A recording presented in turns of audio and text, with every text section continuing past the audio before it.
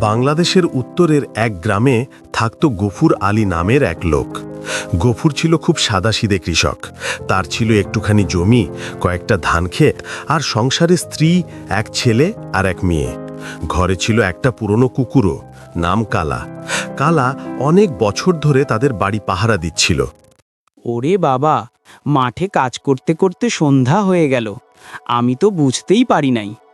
যাই, বাড়ির দিকে যাই।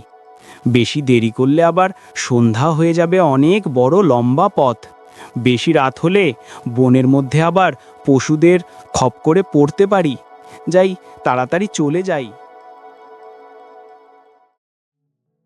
একদিন গফুর ধান কাটতে কাটতে জঙ্গলের ভেতর দিয়ে ফিরছিল।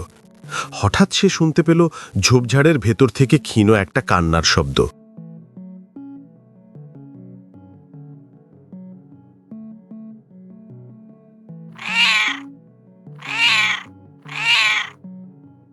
কিসের যেন একটা আওয়াজ পাচ্ছি।